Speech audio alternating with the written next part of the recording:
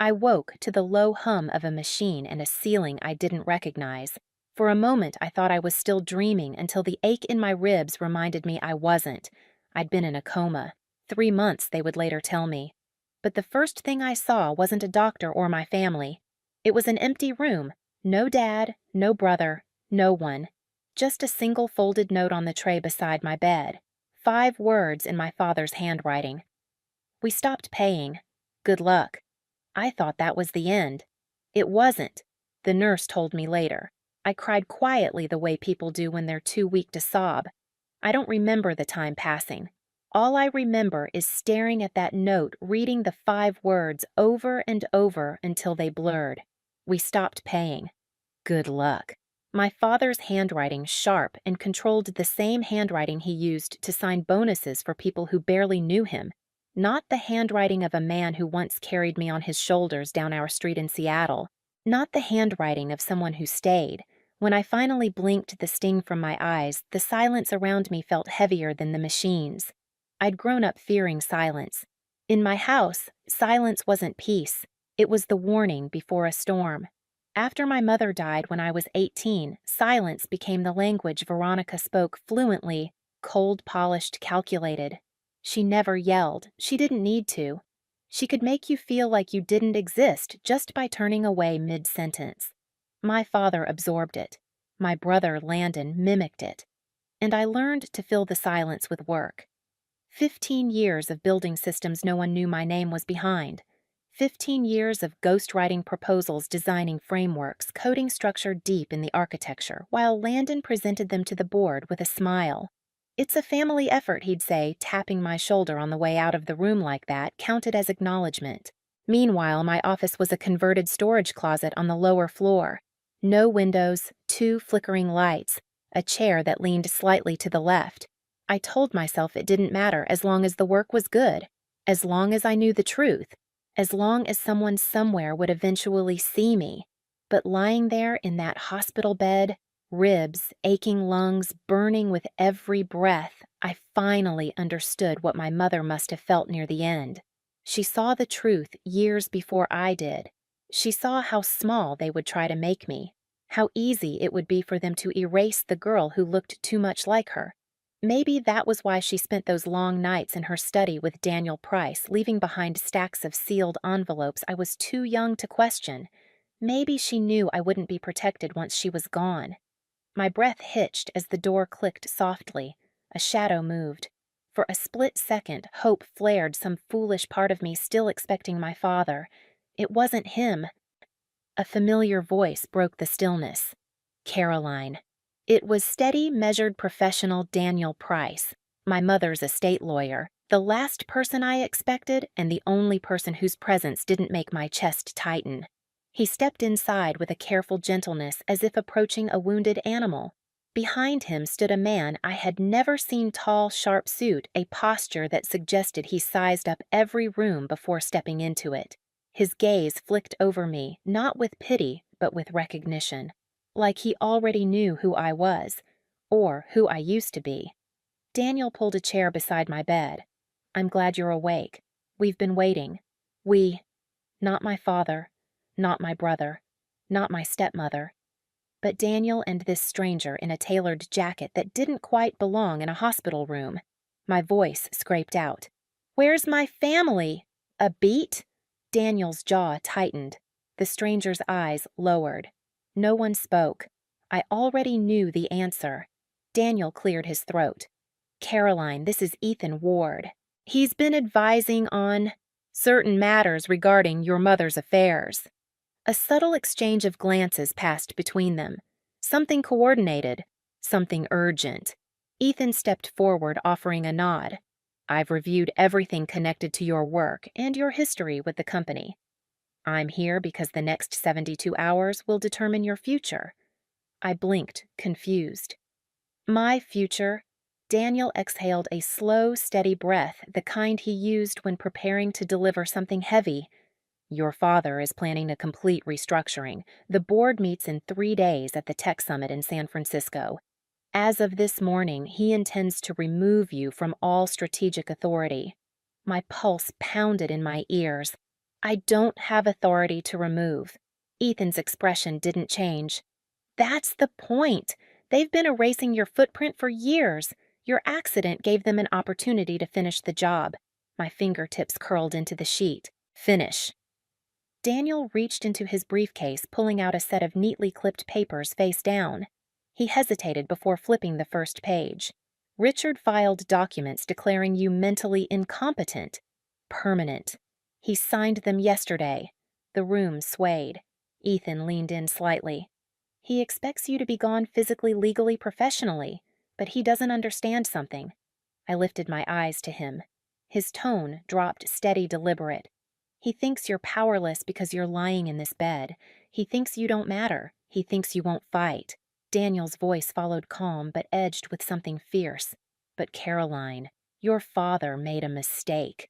Daniel let the words hang in the air, watching my reaction carefully. I didn't move. I couldn't. My father had signed me out of my own life, erased me with the flick of a pen. But Daniel wasn't finished.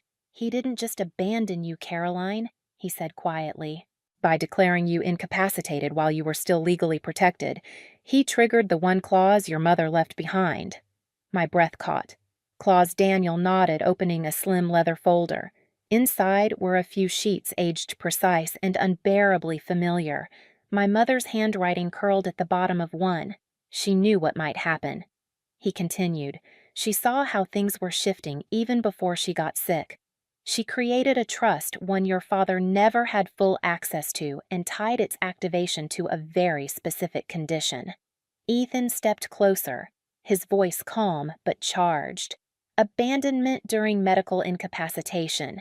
If your father withdrew support in any form while you were unable to advocate for yourself, every asset your mother controlled would transfer to you. My ribs ached again, but differently this time, like something inside me was trying to ignite. Daniel tapped the papers lightly. Your father signed the refusal of medical responsibility 2 weeks ago. We have the written note he left beside your bed. That alone satisfies the condition. We stopped paying. Good luck. 5 words that broke me an hour ago, now stitched themselves back together into something sharp. What? Assets I managed. Ethan exchanged a look with Daniel.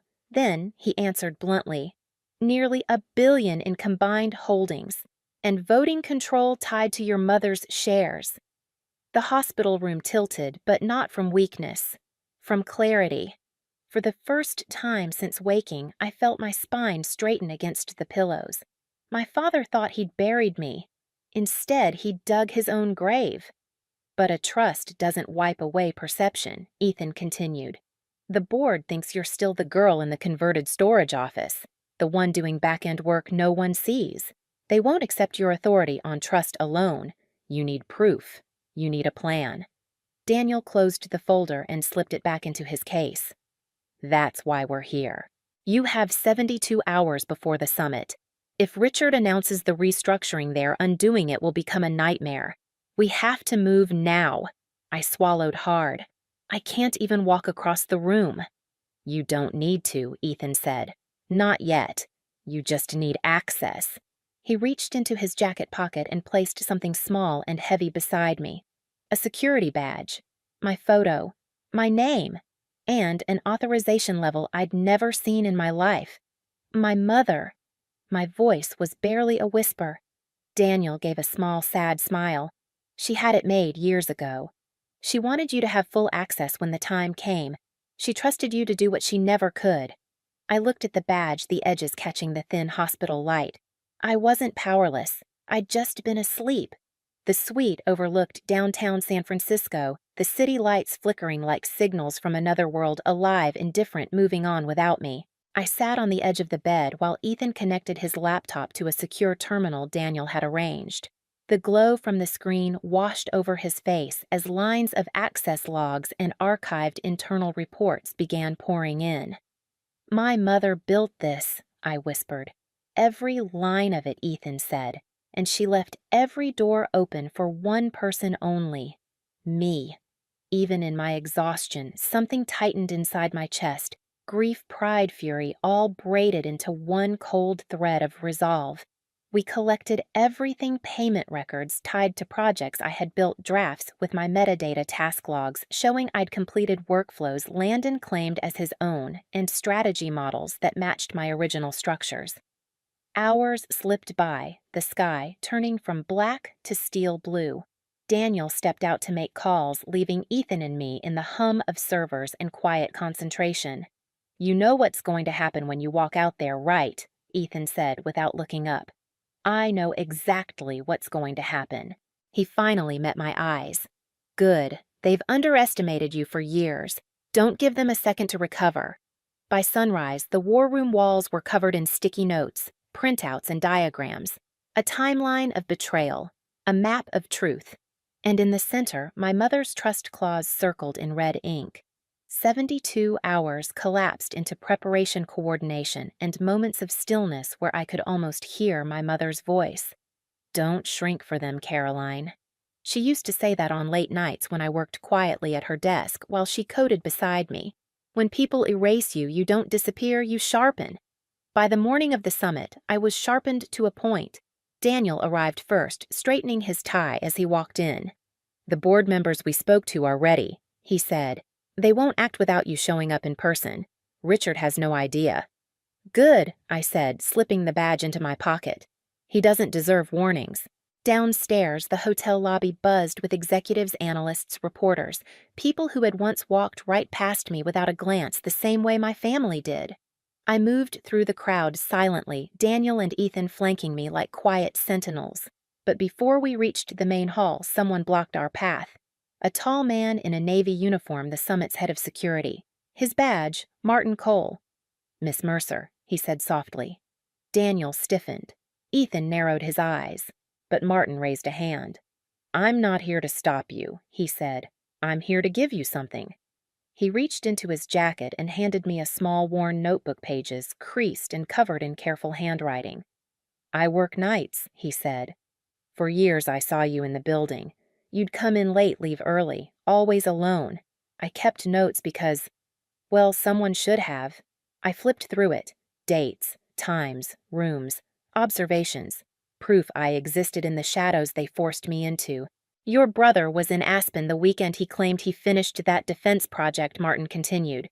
"You were in the server room for 36 straight hours. I saw you." My throat tightened. "Why help me?" He gave a small shrug. "Because I've watched them steal from you long enough. And because my wife works in your R&D department. She says the company only holds together because of your work." I closed the notebook, feeling the weight of every word. "Thank you," I said, my voice steady. "Make them listen," he said. "Some of us always knew." He stepped aside and we continued. Inside the main hall, my father stood on stage under bright lights. His smile polished his posture perfect. Veronica sat in the front row, crossed legs, serene confidence radiating off her. Landon hovered near the podium, rehearsing whatever speech he was prepared to give once Dad announced the new leadership structure. I waited behind the side curtain, listening to the announcer call his name. "And now, our keynote speaker, Richard Mercer." Applause filled the room. My father stepped forward. This was his kingdom, his moment. I walked onto the stage. A collective gasp rippled through the ballroom. My father's smile dissolved. Veronica's hand flew to her chest. Landon went pale. What are you doing here?" Richard snapped, his voice cracking through the microphone. I reached for the second mic, my fingers steady. "Good morning." "This is inappropriate," he hissed. "You are not well." "No," I said, my voice amplifying across the hall.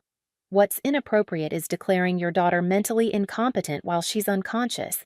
What's inappropriate is abandoning her in a hospital bed to cut her out of the company she built with you." Murmurs erupted in the crowd. I pulled the folded note from my pocket, held it up. He left this beside my bed. 5 words. "We stopped paying. Good luck." I placed it on the podium. And that, I continued, activated my mother's trust. Daniel handed me the documents. Ethan cued the presentation. The screen behind us lit up with the incorporation papers showing Julia Hayes as the majority owner. A second slide displayed the trust clause. The third, the logs of my work matched against the projects Landon presented. My father lunged toward the podium. That information is private. No, I said calmly. It's true. More murmurs. Journalists whispering. Board members leaning forward. Then I opened Martin's notebook, and this, I said, is a record kept by someone with no stake in this fight, someone who saw everything you tried to erase. I met my father's eyes. For the first time in my life, he looked small. You forgot who I really am, I said softly, and what she, my mother, left me capable of. A board member stood. I moved for an immediate vote of no confidence. Hands went up across the room. It was over in less than 5 minutes. My father stayed frozen, staring at the floor as the board stripped him of authority. Veronica's face tightened, her poise slipping. Landon's bravado cracked completely. I stepped back from the mic as the applause shifted not for me, but for truth finally landing where it belonged. And for the first time since waking up, I felt alive. When the board adjourned, the room emptied slowly like people were afraid to move too quickly around the ruins of my family. Richard sat in the front row long after the last executive left. No one approached him, not even Veronica. Landon disappeared first, shoulders hunched, avoiding every pair of eyes that followed him out. I didn't say a word to any of them. There was nothing left to say. Daniel and Ethan walked with me through the quiet corridor behind the stage. The tension that had held my spine rigid for days finally began to loosen. I hadn't won a battle, I had simply returned everything to its rightful owner. My mother's name, my work, my place. Later that evening, the board called an emergency session. They voted to remove Richard, Veronica, and Landon from all positions of authority, effective immediately. Landon was reassigned to a junior analytics role, an entry point almost identical to the one I'd been forced into years ago. Maybe he'd learn what real work felt like. They offered me my mother's seat and the title that came with it. I didn't celebrate. I accepted quietly the way she would have. When I finally returned to Seattle, I made one stop before going home. The hospital room. My room. The machines were gone. The sheets were fresh. But the memory of waking up alone tightened my throat for a moment. This time, though, the room didn't feel empty. I stood by the window watching the overcast sky settle over the city my mother once fought to protect. I did it, Mom, I whispered. I put us back where we belong, and for the first time since she died, I felt her there, steady, proud, unshakable. In the weeks that followed, I learned something my father never understood. Silence isn't weakness. It's the space where truth gathers its strength. I didn't destroy my family. I simply stopped letting them destroy me. And when the dust settled, what remained wasn't revenge, it was restoration. My mother's legacy stood exactly where she intended it to be. If you've ever fought to reclaim something that was yours, tell me in the comments. And if stories like this speak to you, hit subscribe so you don't miss the next one.